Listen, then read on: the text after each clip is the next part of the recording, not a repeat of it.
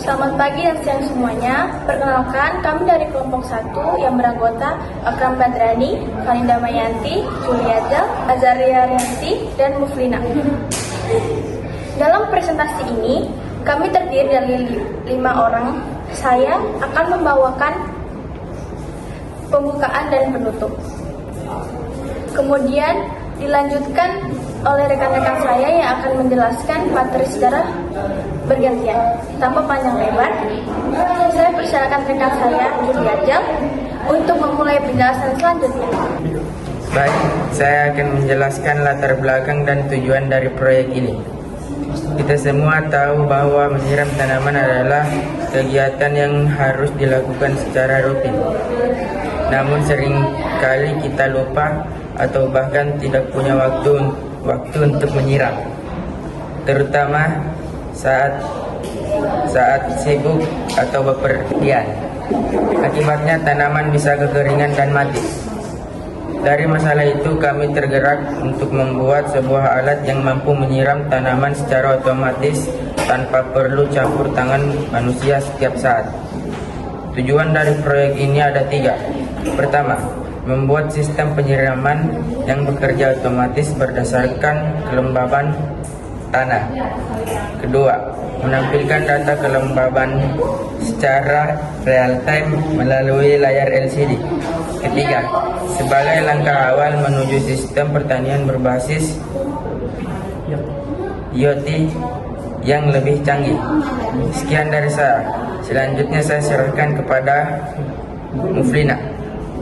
Terima kasih.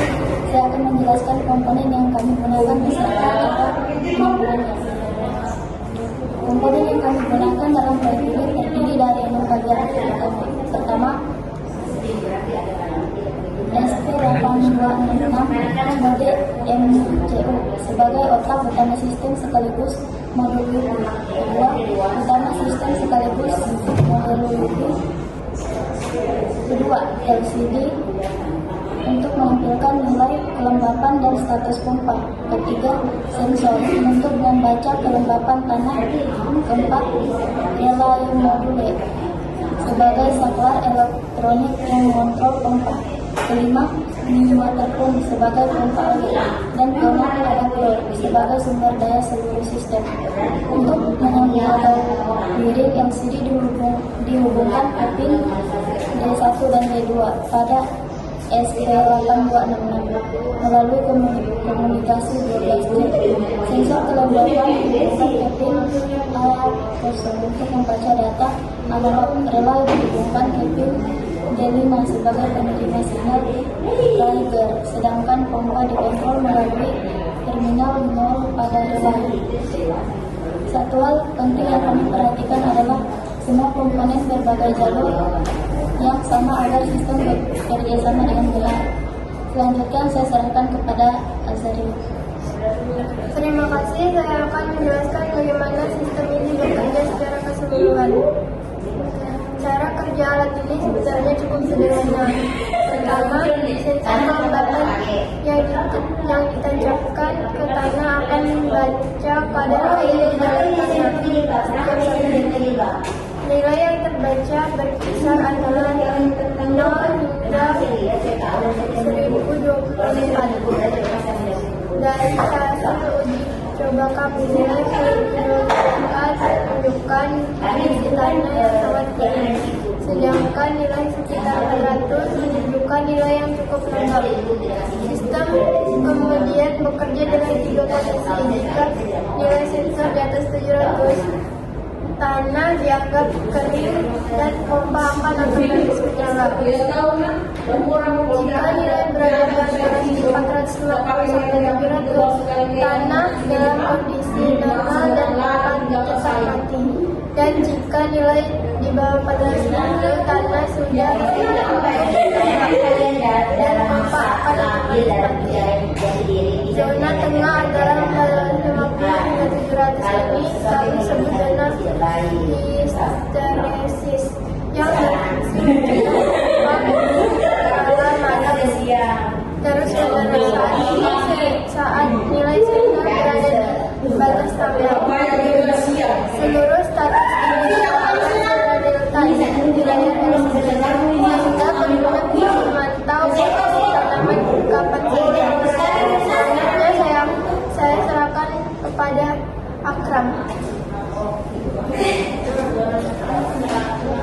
Baik, saya akan membacakan bagian yang kedua, yaitu uji coba dan hasilnya. Saya berterima kasih karena saya akan menyampaikan uji coba alat yang telah kami buat.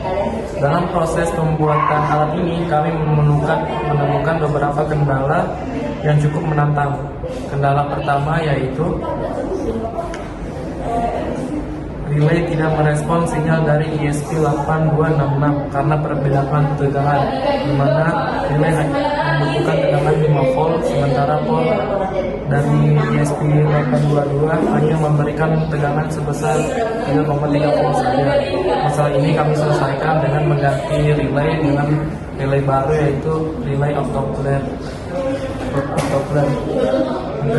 Kendala kedua adalah logika program yang sempat terbalik, di mana pompa menyala saat tanahnya basah dan malah mati ketika tanahnya kering.